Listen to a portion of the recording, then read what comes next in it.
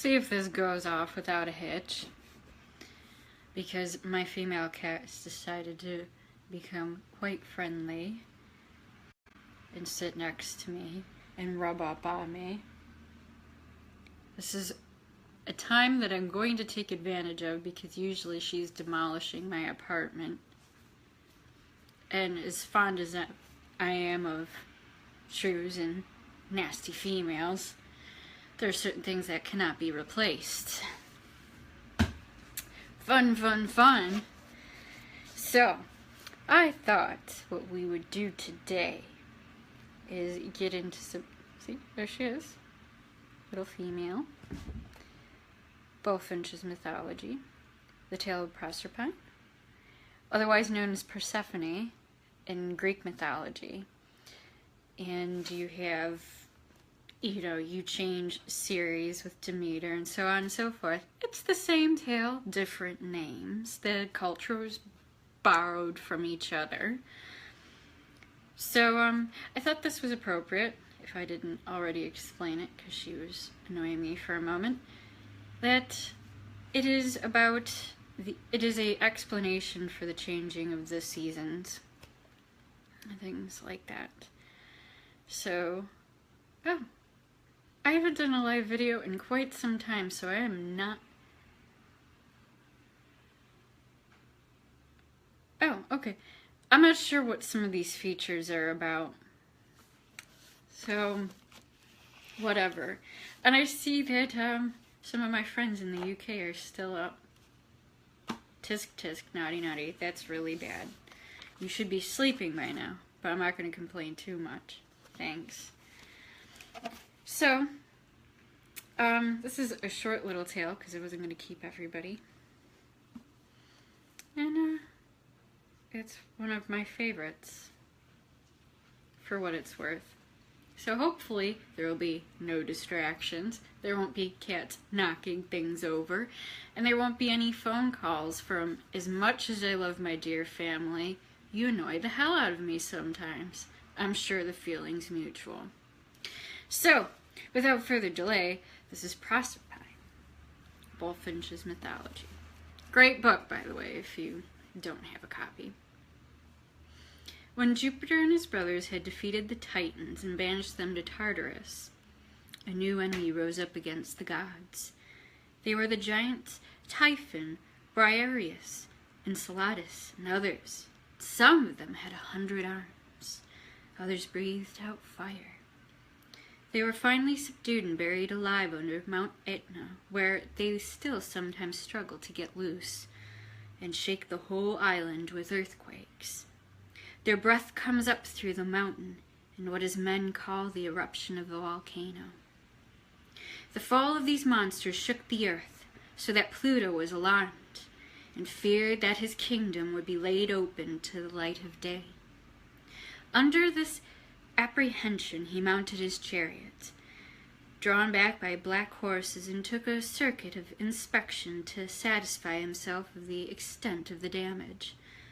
While he was thus engaged, Venus, who was sitting on Mount Eryx playing with her boy Cupid, espied him and said, "My son, take your darts with you which you conquer all, even Jove himself, and send one into the breast of yonder dark monarch, who rules the realm of Tartarus. Why should he alone escape? Seize the opportunity to extend your empire and mine. Do you not see that even in heaven some despise our power? Minerva the wise and Diana the huntress defy us, and there is that daughter of Ceres, who threatens to follow their example. Now do you, if you have any regard for your own interest or mine, join these two in one." And the boy unbound his quiver and selected his sharpest and truest arrow. Then, straining the bow against his knee, he attached the string, and having made ready, shot the arrow with his barbed point right into the heart of Pluto. In the vale of Enna there is a lake embowered in woods, which screen it from the fervid rays of the sun, while the moist ground is covered with flowers and spring reigns perpetual. Here Proserpine, was playing with her companions, gathering lilies and violets, and filling her basket and her apron with them when Pluto saw her, loved her, and carried her off. She screamed for help to her mother and companions, and when in her fright she dropped the corners of her apron and let the flowers fall, childlike she felt the loss of them as an addition to her grief. The ravisher urged on his steeds, calling them each by name and throwing loose over their heads and necks his iron-colored reins. When he reached the river Cyane and it opposed his passage, he struck the river bank with its trident, and the earth opened and gave him a passage to Tartarus.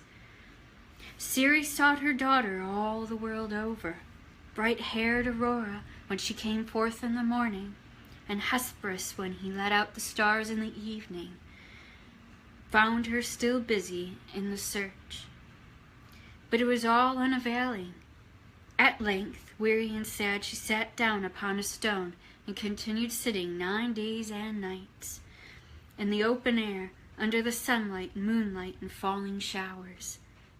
It was where now stands the city of Eleusis, when the home of an old man named Celeus.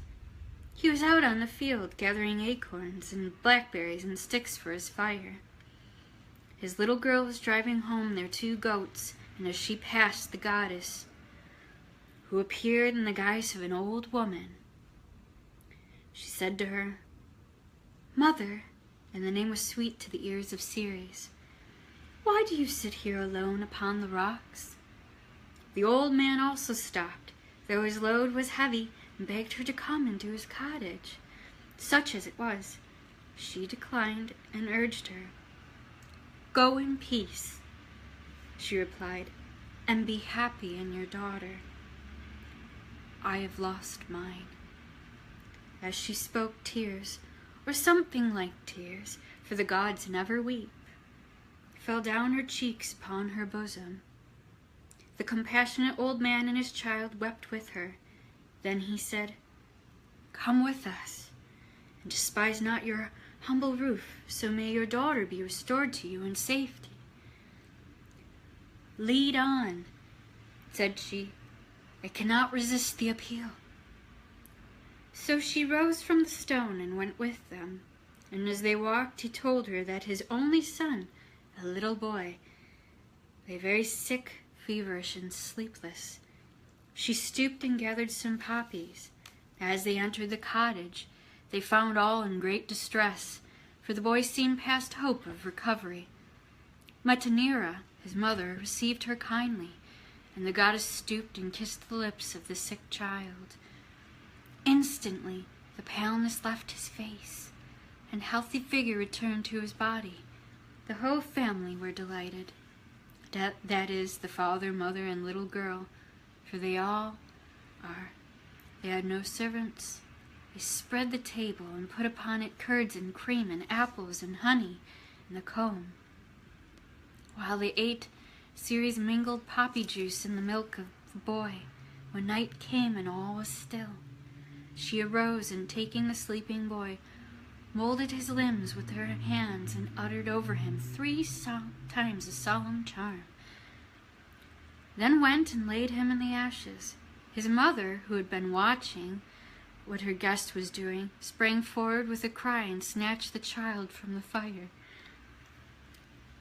Then Ceres assumed her own form, and a divine splendor shone with all around. While they were overcome with astonishment, she said, "Mother, you have been cruel in your fondness to your son. I would have made him immortal, but you have frustrated my attempt. Nevertheless, he shall be great and useful. He shall teach men the use of the plow and the rewards which labor can win from the cultivated soil." So saying, she wrapped a cloud about her, and mounting her chariot, rode away. Ceres continued her search for her daughter, passing from land to land and across seas and rivers, till at length she returned to Sicily, whence she at first set out and stood by the banks of the river Cyane, where Pluto made himself a passage with his prize to his own dominions. Stop! up! Get away from the camera, you dork. The river nymph would have told the goddess all she had witnessed, but dared not for fear of Pluto. So she only ventured to take up the girdle which Proserpine had dropped in her flight and waft it to the feet of the mother. Ceres, seeing this, was no longer in doubt of her loss, but she did not yet know the cause and laid the blame on the innocent land. Ungrateful soil, said she, which I have endowed with fertility and clothed with herbage and nourishing grain, no more shall you enjoy my favors. Then the cattle died, the plow broke in the furrow, the seed failed to come up. There was too much sun. There was too much rain. The birds stole the seeds. Thistles and brambles were the only growth. Seeing this, the fountain Arethusa interceded for the land. Goddess, said she, blame not the land. It opened unwillingly to yield a passage to your daughter. I can tell you of her fate, for I've seen her. This is not my native country. I came hither from Elis. I was a woodland nymph, and delighted in the chase. They praised my beauty, but I cared nothing for it, and rather boasted of my hunting exploits. One day I was returning from the wood, heated with exercise, when I came to a stream silently flowing, so clear that you might count the pebbles on the bottom. The willows shaded it, and the grassy bank sloped down to the water's edge. I approached. I touched the water with my foot. I stepped in knee-deep. Not content with that, I laid my garments on the willows and went in. While I sported in the water, I heard an indistinct murmur coming up as out of the depths of the stream, and made haste to escape to the nearest bank. The voice said, "Why do you fly, Arethusa? I am Alpheus, the god of the stream." I ran, he pursued, and he was not more swift than I, but he was stronger and gained upon me as my strength failed. At last, exhausted, I cried for Diana, "Help me, goddess, help your votary." And the goddess heard and wrapped me suddenly in a thick cloud. The river god looked up this way now and now that, and twice came to me, but he could not find me. "Arethusa, Arethusa," he cried. Oh, how I trembled, like a lamb that hears the wolf growling outside the fold, and a cold sweat came over me. My hair flowed down in streams. Where my foot stood there was a pool. In short, in less time than it takes to tell it, I became a fountain. But in this form Alpheus knew me and attempted to mingle a stream with mine. Diana cleft the ground, and I, endeavoring to escape him, plunged into the cavern. I passed through the lower parts of the earth. I saw your Proserpine. She was sad, but no longer showing alarm in her countenance. Her look was much as became a queen, the queen of Erebus, the powerful bride of the monarch of the realms of the dead. When Ceres heard this, she stood for a while like one stupefied, then turned toward her chariots toward heaven and hastened to present herself before the throne of Jove. She told the story of her bereavement and implored Jupiter to interfere to procure the restitution of her daughter.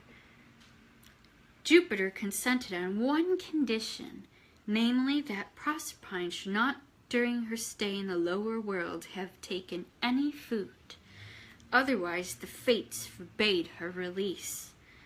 Accordingly, Mercury was sent, accompanied by Spring, to demand Proserpine of Pluto.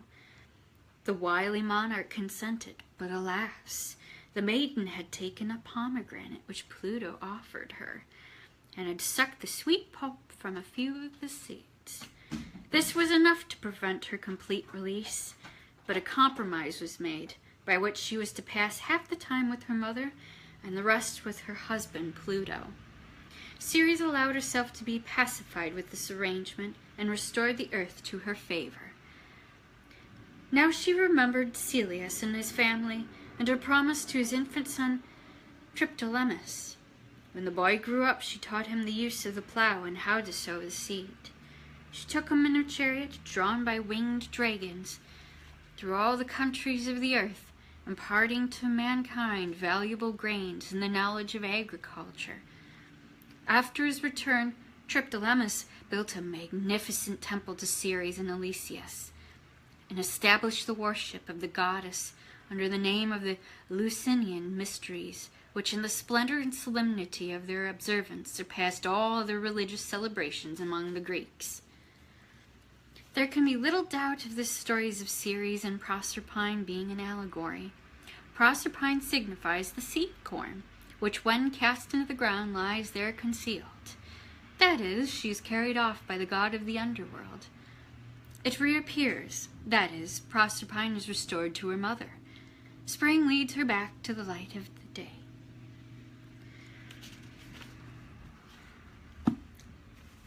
There we go. That was that. So it was spring, but it was still a change of the seasons, off a little bit by maybe 6 months. So be it. But thank you for tuning in. You may watch at your leisure if you didn't catch it now. And feel free to pass it on, because the gift of mystery, the gift of literature, is a precious thing. It is meant to be shared with all. So I'll see you.